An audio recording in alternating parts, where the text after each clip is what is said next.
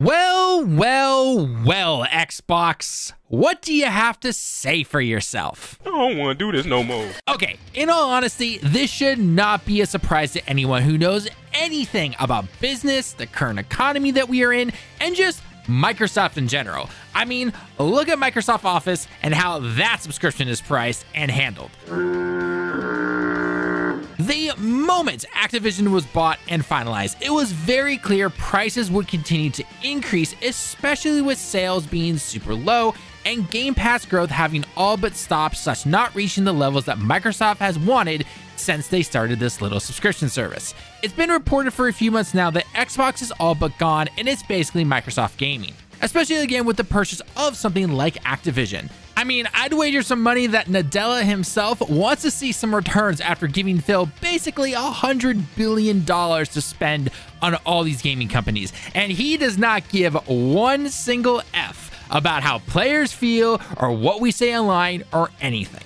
So let's discuss about all this right now, because Xbox has officially come out and is raising the price once again, even though they said they weren't going to, which again, this is all Microsoft and business stuff. This should have been expected. Anyone who took them at their word, I'm sorry, that's just not how this works. So, what exactly has been changed? How much are prices increasing? What does it mean if you are an active user or someone who is looking to come back when games like Indiana Jones or Avowed finally release and you want to try these games out? And of course, the big final question everyone always wants to ask, what does the future hold? So if you happen to enjoy gaming discussions for all things consoles and PC, then consider hitting the like button down below, and of course, leave your comment down below on the Xbox Game Pass prices, and if you yourself are going to continue to pay for this service.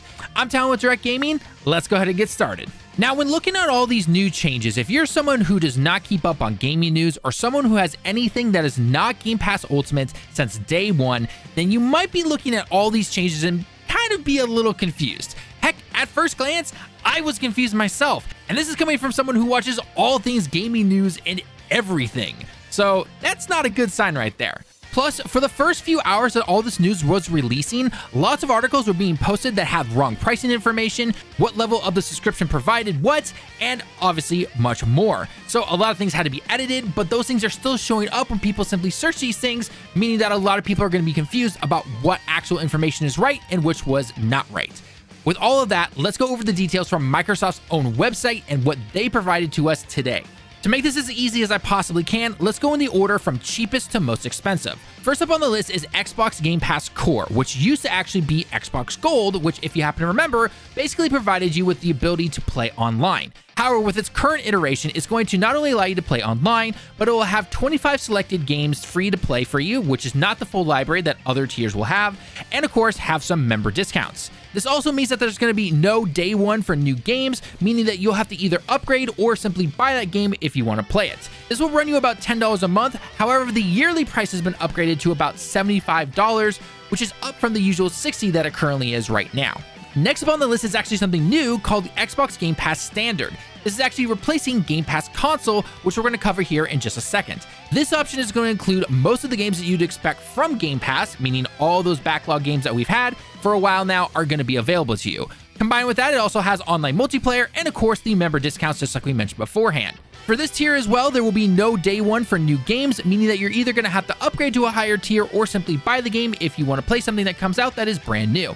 This is going to run you about $15 a month, which is about $5 more than the current, soon-to-be expired, Game Pass console. Now, the weird thing about this one is that it will not become available until September of 2024. Also, when it comes to Game Pass console, that will end actually today for new subscribers. This means if you're returning to Game Pass or totally new, you're actually not able to buy or subscribe to the console version.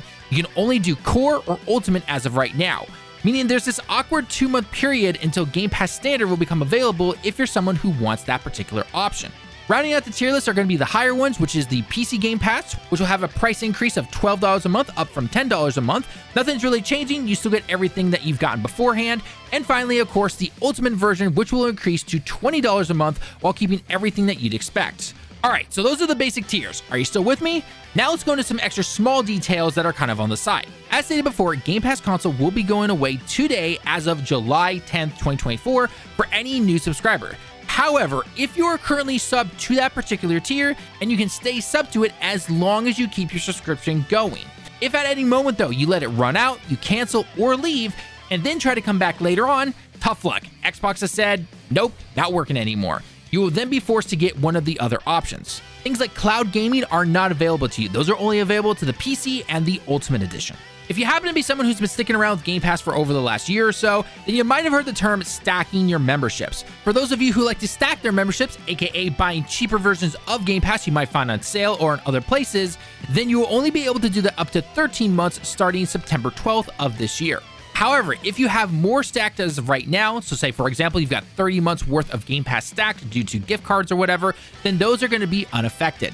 The final small detail will affect everybody. All these price increases that we've talked about right here are global, so there's no escaping any new prices unless of course you have stacked up to 2 years of Game Pass or something like that, which I'm sure some people have, but not everyone does that obviously. Okay, so hopefully I didn't lose you. Like I mentioned beforehand, if you've been with the Ultimate version since day one, then you simply get a price increase. Nothing has changed. You still get access to all the games that you normally have as long as you stay subscribed. If you have either left, returned, or this is your first time ever looking at something like Xbox Game Pass, then this might not be that easy to follow since you need to know exactly what you want. If you're simply looking for the ability to play games online and you buy your games, then you're most likely going to pick something like the core option. If you're looking for lots of games to be readily available for you and the ability to play online, then something like the standard version is definitely going to work for you if you are new. I mean, you have no other option since the console version is dead now. Finally, if you simply want it all, you don't want to think about anything, and you want access to every little thing you possibly can through this service, then go with the Ultimate version.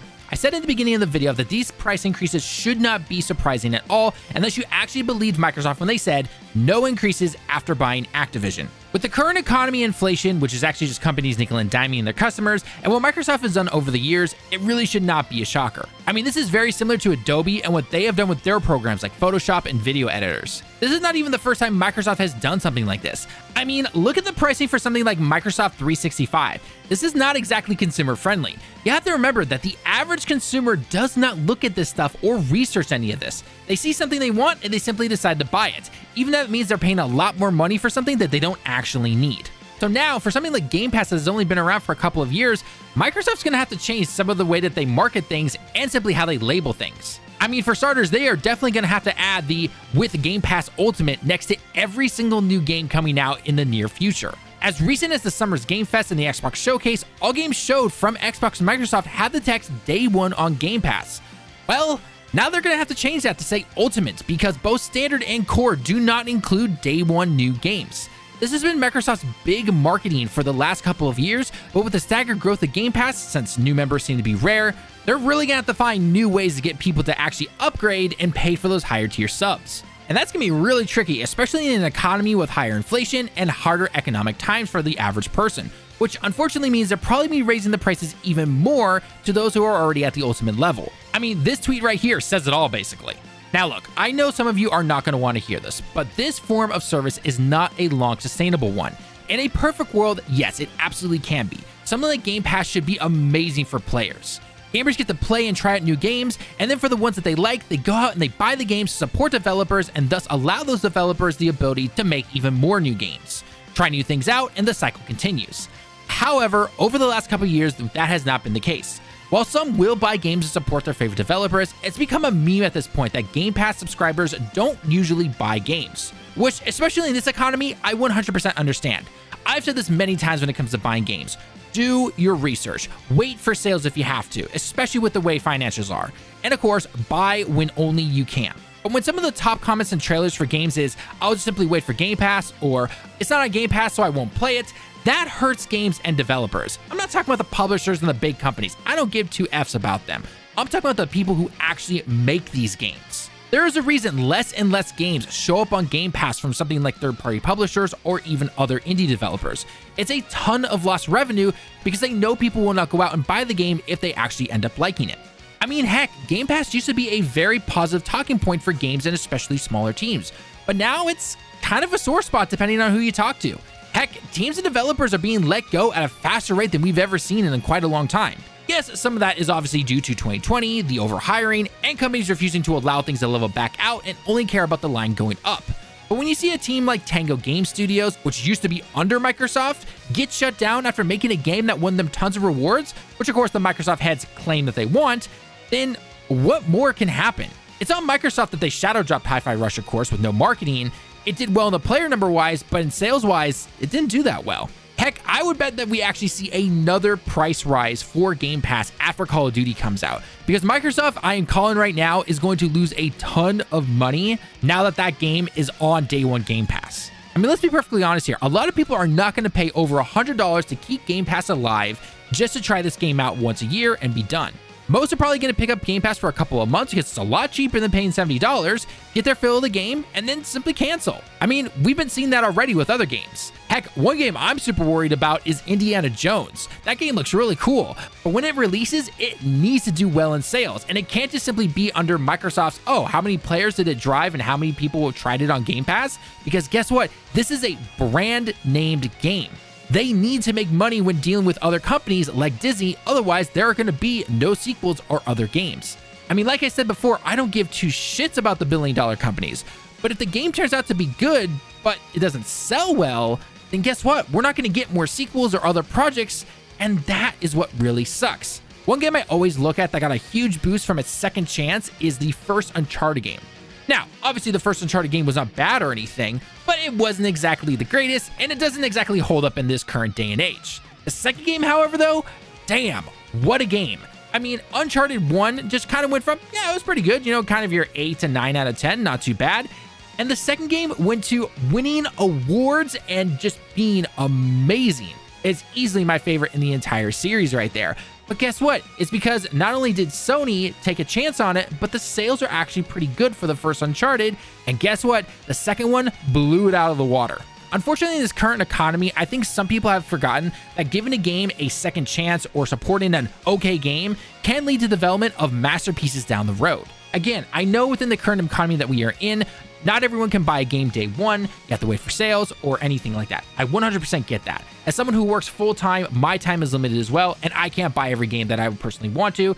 Easily have to wait for sales sometimes, you know the drill. But something like Game Pass is not going to be able to support things long-term, and that's why when a game comes out, we need to go out and support it for the developers so they can keep making more games for us. Otherwise, we're going to be losing a lot of talents.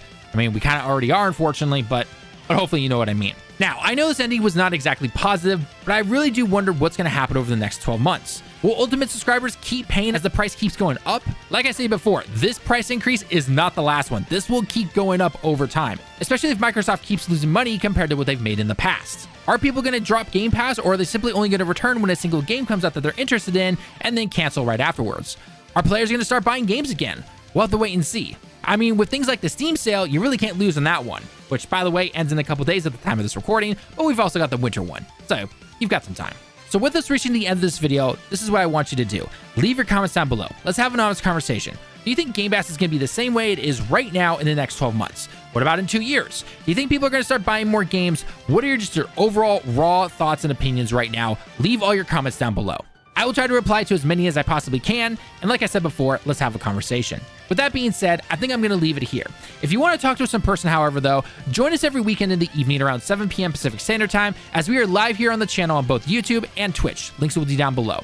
Come say hi, chat with us about gaming, and what are your personal thoughts on this? And if you happen to see this video, then let us know and say, hey, I watched your video on the Game Pass news, and I wanted to talk to you a little bit more about it. These are my personal thoughts. Let's have a nice conversation about it. And of course, if you happen to enjoy this video, then consider hitting the like button. It actually helps us out a lot. And subscribe to the channel if you want to see more discussions like this. And don't forget to check out our other videos on guides and all things gaming.